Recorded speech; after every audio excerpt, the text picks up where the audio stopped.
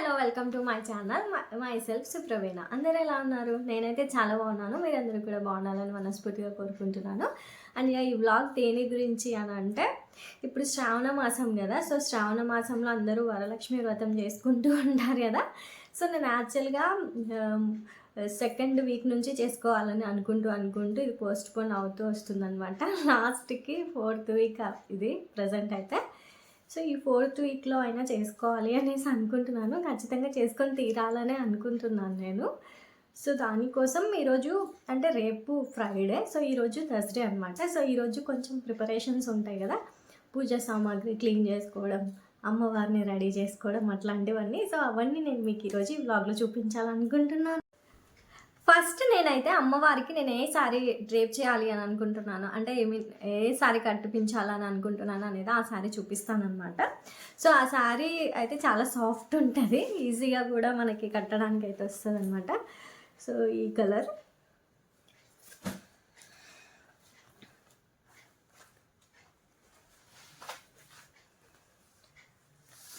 So ఇదన్నమాట. దీని border ఇలా వస్తుంది.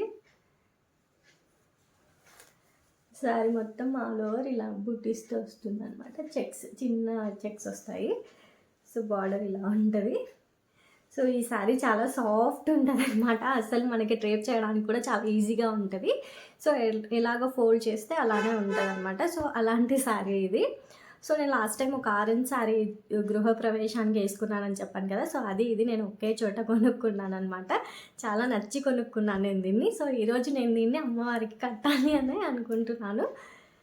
సో ఇది కట్టడం నేను ఫస్ట్ టైం అనమాట, అమ్మవారికి చీర కట్టడం. సో చూద్దాం మనం ఎంతవరకు దాన్ని చేయగలమా అని చెప్పి. సో ఈ శారీ ఎలా ఉంది అనేది కూడా కింద కామెంట్ చేయండి.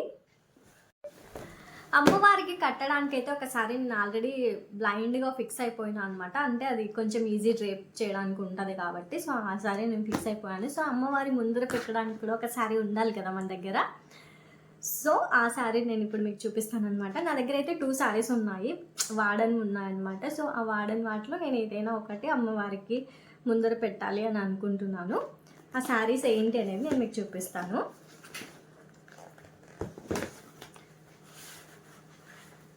ఒకటైతే ఈ శారీ అనమాట. ఈ శారీ మొత్తం పట్టు శారీ. సో ఇలా ఉంటుంది. సో ఇది ఆల్ ఓవర్ శారీ కలర్. ఇది కొంగు అంటారు కదా. సో కొంగు పళ్ళు అంటారు, కొంగు అంటారు కొంతమంది. సో ఆ కలర్ అనమాట. ఇది కొంగు పార్ట్. బార్డర్ కూడా మనకి ఈ కలర్లోనే వస్తుంది. సో బార్డర్ నేను మీకు చూపిస్తాను. సో బార్డర్ అయితే ఇలా వస్తుంది అన్నమాట, చిన్న border. So all over sari అయితే ఇలానే లైన్స్ ఉంటుంది. సో కొంగు అయితే ఇలా ఉంటుంది అన్నమాట. సో ఇది లైట్ వెయిట్ పట్టు. సో ఇది ఒకటి అనుకుంటున్నాను అమ్మవారికి పెట్టడానికి. బాగుంది కదా, ఇది కూడా చాలా నచ్చి కొనుక్కున్నాను నేను.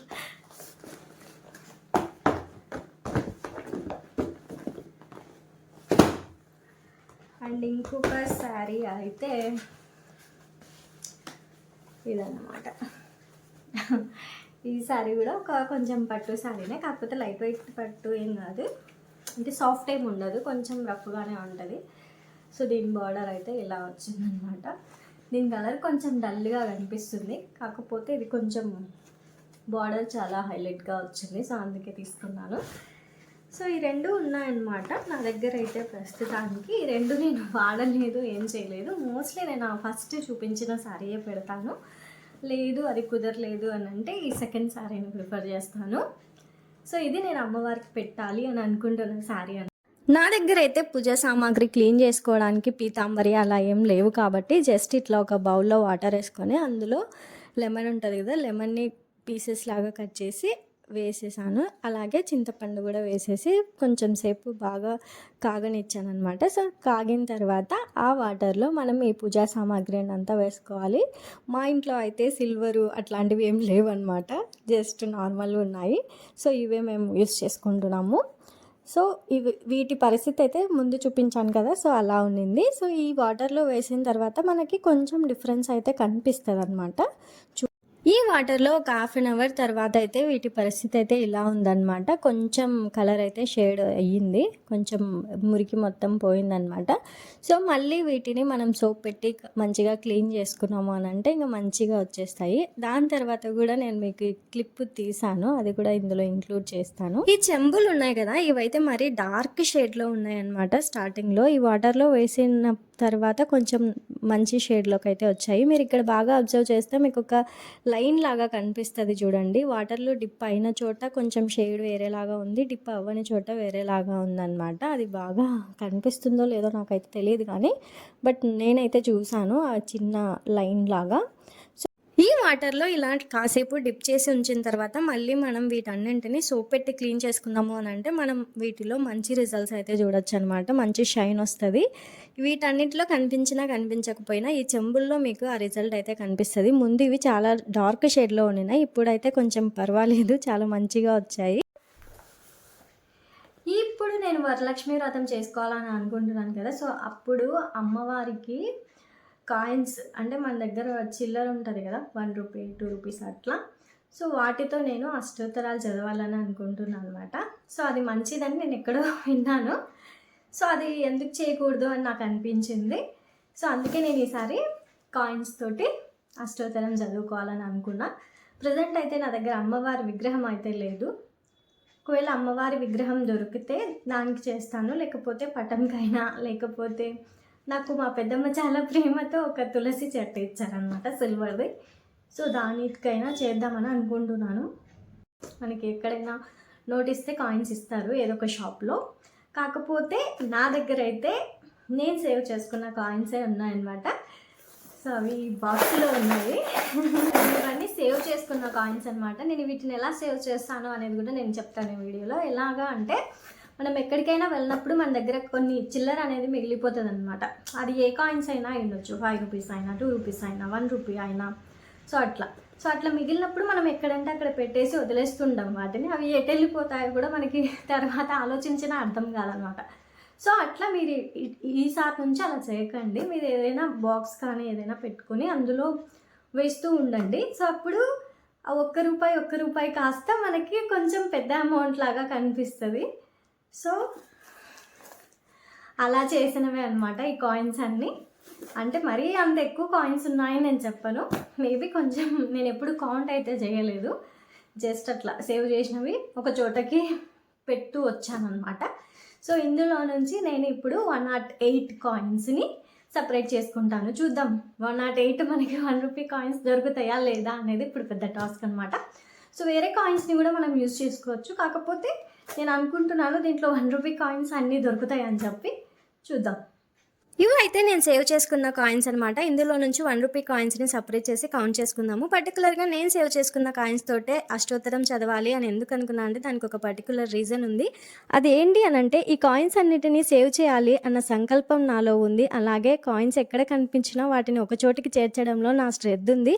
అన్నింటికంటే ముందు 1 రూపీ కూడా ఇంపార్టెంటే అంటూ ఈ లక్ష్మీదేవి పట్ల రెస్పెక్ట్ ఉంది. సో ఇవి జస్ట్ కాయిన్స్ కాదు, ఈ కాయిన్స్లో నా ఎమోషన్స్ ఉన్నాయన్నమాట. అందుకే నేను వీటితోనే చేయాలని అనుకుంటున్నాను. ఇంకోటి మెయిన్గా చెప్పాలి అని అంటే, నా దగ్గర సేవ్ చేసుకున్న కాయిన్స్ ఉన్నాయి కాబట్టి నేను అష్టోత్తరం చదవాలి అని అనుకున్నాను, లేకపోతే నేను దాన్ని అంతగా పట్టించుకునేదాన్ని కానేమో. మొత్తానికి నా దగ్గర 67 1 రూపీ కాయిన్స్ అయితే దొరికినాయి అనమాట. సో మిగతా బ్యాలెన్స్ 41 నేను 2 రూపీస్ కాయిన్స్ని అయితే దీంట్లోకి యాడ్ చేసుకున్నాను. టోటల్ 108 కాయిన్స్ తీసుకున్నాను. సో వీటిని మనం ముందు క్లీన్ చేసుకోవాలన్నమాట. ఎందుకనంటే వీటిని మనం ఎప్పుడంటే అప్పుడు టచ్ చేసి ఉంటాం కదా, సో అందువల్ల ఫస్ట్ వీటిని మనం క్లీన్ చేసి పెట్టుకోవాలి. మన ఇంట్లో ఏదో ఒక లిక్విడ్ వాష్ ఉంటుంది కదా, సో దాన్ని వేసేసి వాటర్లో, సో అందులో ఈ కాయిన్స్ వేసేసి వాష్ చేసుకుంటే సరిపోతుందన్నమాట. ఆ ప్రాసెస్ మొత్తం నేను ఇందులో చూపించలేదు, జస్ట్ పూజా సామాగ్రిని అయితే క్లీన్ చేసుకున్నాను. అలాగే నాకు కావాల్సిన కాయిన్స్ అన్నింటినీ కూడా మంచిగా క్లీన్ చేసి పెట్టుకున్నాను. ఇప్పుడు అమ్మవారిని రెడీ చేసుకోవాలన్నమాట. మేము ఇక్కడ కొంచెం మినీ డెకరేషన్ లాగా చేసుకుంటున్నాము, బ్యాక్ డ్రాప్. నాకు డెకరేషన్ అంటే కొంచెం ఇంట్రెస్ట్ ఉంది కాబట్టి నేను అప్పుడప్పుడు కొన్ని థింగ్స్ అనేవి పర్చేస్ చేస్తూ ఉంటానన్నమాట. అవి మేము ఇలా యూజ్ చేసుకుంటున్నాము ఇప్పుడైతే. సో చూడండి ఇక్కడ కొంచెం అమ్మవారు హైట్ రావడం కోసం నేను ఇక్కడ పీట అవన్నీ కూడా అరేంజ్ చేసుకున్నాను. ఫస్ట్ టైం నేను అమ్మవారికి చీర కడుతున్నాను, అది కూడా కొంచెం స్పెషల్గా డబుల్ లేయర్లో శారీ కట్టినా అనమాట. ఇది నేను కొత్తగా తీసుకున్న శారీ ఇష్టపడి, సో అది ఫస్ట్ అమ్మవారికి వేద్దామని చెప్పి సో అమ్మవారికి వేశాను. ఇది కొంచెం సాఫ్ట్గా ఉంది కాబట్టి మనకు ఈజీ డ్రేప్ ఉంది. ఈ మధ్య ఈ శారీ ఇన్స్టాగ్రామ్లో చాలా ట్రెండ్ కూడా అవుతుంది. మొత్తానికి మా అమ్మవారు రెడీ అయిపోయారనమాట.